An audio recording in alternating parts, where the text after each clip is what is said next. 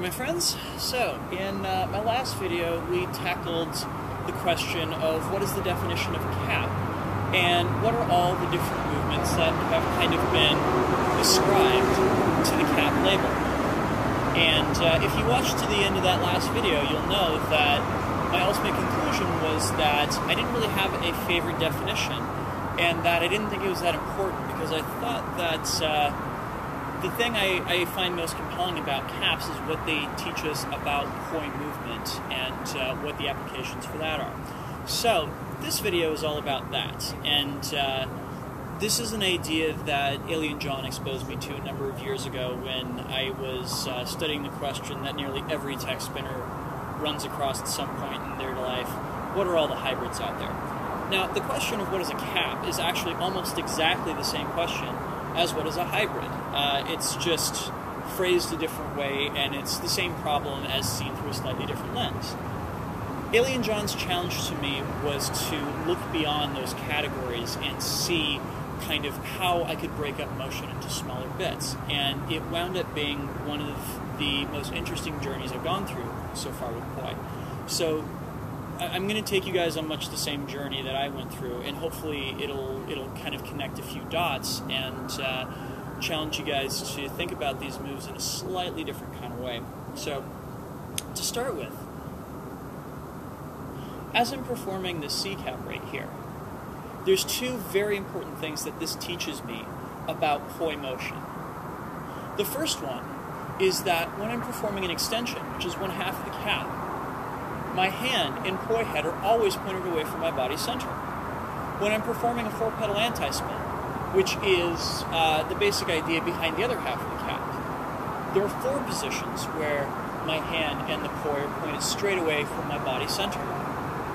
When I make the transition between these two types of movements, what I'm really doing is looking for those moments when these two moves have a point at which the hand and the poi are both at the same position, and thus segueing between them. There's another and much more subtle lesson that this gives us too. Namely, and I actually had to go through and play around with a poi simulator to discover this, which is that when you're performing a 4-pedal anti-spin, the distance that the poi head travels in it is actually different than the distance that the poi head travels in an extension. It's, God, I believe 20% further distance. Don't quote me on that. I'll have to go back and recheck the spreadsheet. But essentially, when you switch between anti-spin and extension in a cap, it's not just a switch between two incongruent poi shapes. It is also a phase shift in the speed that the poi head is moving relative to the hand. This is why whenever you first teach somebody a cap, their first inclination is always going to be to switch between anti-spin and a in-spin pedal, because this actually does keep the speed constant. This doesn't. Okay, so let's take those two lessons and let's apply them to a different type of poi motion, namely the move that first started me playing with the idea of composites. Now, this is a triquetra, kind of. It's the triquetra that we play with when we're doing triquetra versus pendulum. Yeah? Now, when I take away the pendulum hand, you'll note that this triquetra has some slight differences as compared to the triquetra that we would use if we were doing static versus triquetra. Namely, in static versus triquetra, my hand and the poi are moving in pretty constant rate relative to each other. In triquetra versus pendulum, my hand is moving a lot slower as it's going across the top of this movement. And it turns out that in modeling this mathematically, I could not find a way to do it without having to find a point to switch between box mode 4-pedal anti-spin and a linear isolation. Now, the linear isolation is actually the same move as a cat-eye, except that we've expanded the circle that the hand path is moving around from being a unit circle that is 1 poi length in diameter to being 2 poi lengths in diameter.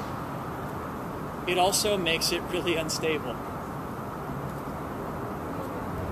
So after doing this, I came to a point of realizing that at this moment right here, when both of the poi heads are out to the side, and the poi doing the quote-unquote triquetra is bringing up the poi head into alignment for doing that top pedal, I was already performing a switch between different phases. That is, I was switching between this 4 pedal and this linear isolation. So, what if I decided that I wasn't going to switch into that linear isolation? What if I decided I was instead going to switch into something completely different? After all, mathematically, that top part was different from the bottom part already. Why couldn't it be something else? So, I started monkeying around with the idea of making it a point isolation instead. And once again, this is an easily repeatable and recognizable pattern, but it is no longer pendulum versus triquetra. It's something different. Would we call this a hybrid? Would we call this a cap? What does it matter? Let's take that same lesson. Let's see what happens if we don't complete the point isolation and instead move to a different type of movement. Let's say, rather than completing the point isolation all the way over to the other side, we take this moment right here, where the poi head is hanging beneath the hand, and use that as a place to switch into a different kind of move entirely, that likewise shares that position. In this particular case, my favorite move to switch from out of that position is same time opposites 2 pedal in spin. The reason being that it gives me access to having the poi head straight out to the side in either position, and thus I can easily switch into split time same direction. There's no reason you have to do that. If you, say, instead want to make it a 1 pedal, then it opens up this position where both of the poi heads are pointed straight up if you want to stop out to the sides, and maybe you've got a favorite poi move that uses that moment. Now, some of you guys out there might be seeing some similarities between this and the idea of the lines of poi that I introduced in tech blog number 200, and that's because, yes, it's exactly the same idea. Rather than chasing the question of what are all the hybrids that exist, what are all the caps that exist, yada yada yada, what if instead you come at this from the idea of here's this particular lineup of hands and poi heads, and I want to get to this other lineup of hands and poi heads in this position. How can I get there? Where are the moves that I know that make use of both positions? And once you get to that point, it really ceases to matter what all the caps are, what all the hybrids are, and everything. It only matters what little increments of motion that you can poke in and out at any given time. And then switching between them, A, becomes a lot easier, and B, it becomes a lot more creative. You start creating transitions that nobody else is doing. And that, I think, creates a very kind of unique style. So, yeah, I hope that there was something educational in this for folks. And, yeah, above all, thank you guys for watching, and have yourselves a great week. Thanks for tuning in. Peace.